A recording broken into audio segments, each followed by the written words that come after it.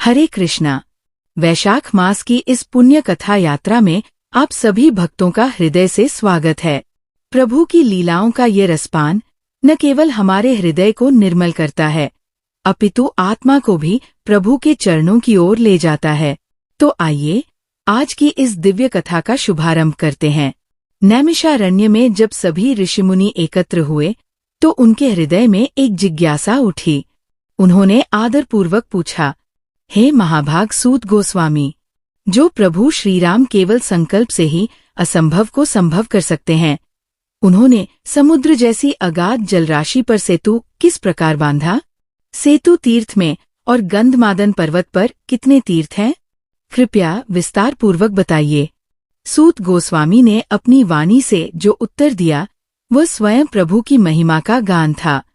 हे मुनिवरों, जब रघुकुल शिरोमणि श्रीराम अपने पिता की आज्ञा से माता सीता और भ्राता लक्ष्मण के साथ दंडकारण्य के पंचवटी प्रदेश में निवास कर रहे थे, तभी रावण ने मारीच के छल से सीता माता का हरण कर लिया। श्रीराम अपनी प्रियतमा की खोज में वन भटकते हुए पंपा सरोवर के तट पर पहुंचे। तभी एक तेजस्वी वानर उनके समक्ष आया और विनयपूर्वक प्रश्न किया, आप कौन हैं, प्रभो? श्रीराम ने मधुर वाणी में संपूर्ण वृत्तांत सुनाया। फिर उन्होंने भी उस वानर से पूछा, और तुम कौन हो? उस वानर ने हाथ जोड़कर उत्तर दिया, मैं वायुपुत्र हनुमान हूँ, वानराज सुग्रीव का मंत्री। हमारे राजा आपसे मित्रता करना चाहते हैं। श्रीराम ने सहर्ष स्वीकार किया और हनुमान उन्हें सुग्रीव के पास ले गए। अग्नि को साक्षी मानकर मित्रता का वह पवित्र संबंध स्थापित हुआ। श्रीराम ने बाली वध की प्रतिज्ञा ली और सुग्रीव ने सीता माता को पुनः खोज लाने का संकल्प किया। श्रीराम ने अपनी शक्ति का परिचय देने हेतु एक ही बाण से 7 ताल वृक्षों को वेध दिया और दुंदुभी दानव के विशाल शरीर को केवल अपने अंगूठे से अनेक योजन दूर फेंक दिया। ये देख सुग्रीव के हृदय में अटल विश्वास और आनंद का उदय हुआ। उन्होंने कहा, हे प्रभु, अब मुझे इंद्र तक का भी भय नहीं। जब आप जैसे परम वीर मेरे मित्र हैं तो रावण को परास्त करना कोई कठिन कार्य नहीं। इसके पश्चात तीनों, श्रीराम, लक्ष्मण और सुग्रीव, बाली के विरुद्ध युद्ध के लिए किष्किंधा पहुंचे। पहले युद्ध में पहचान के अभाव में श्रीराम बाण नहीं चला सके। सुग्रीव लौट आए और फिर गले में लता बांधकर दोबारा युद्ध को चले। इस बार श्रीराम ने एक ही बाण से बाली का अंत कर दिया। सुग्रीव ने किष्किंधा पर राज्य प्राप्त किया। वर्षा ऋतु बीतते ही वानर सेना जुटाई गई।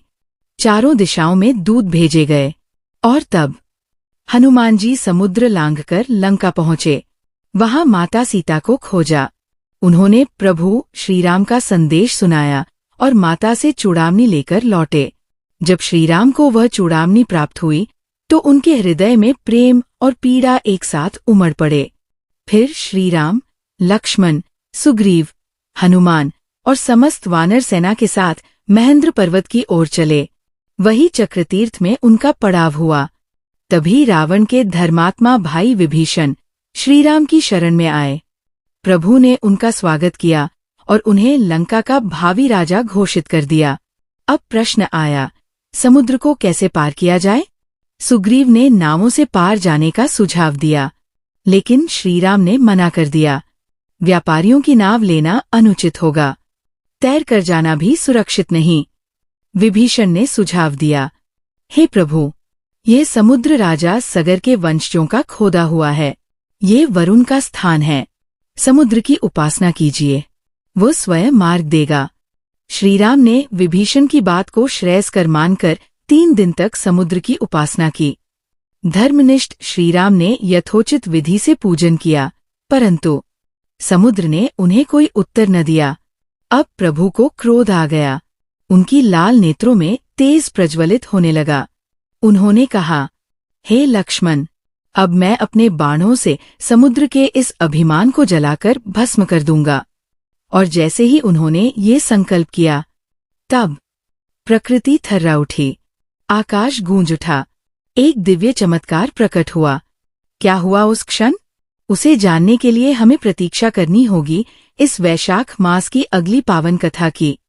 तो प्रिय भक्तों, अगर आप भी जानना चाहते हैं कि समुद्र ने श्रीराम के क्रोध के आगे क्या किया, तो अगली कड़ी में अवश्य जुड़िए।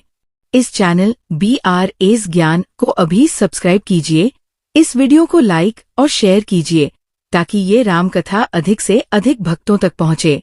कल प्रातःकाल हम फिर मिलेंगे वैशाख मास की अगली कथा के साथ। तब तक प्रभु श्रीराम के श्री चरणों में मन को लगाएं और कथा स्मरण करते रहें। जय श्री राम।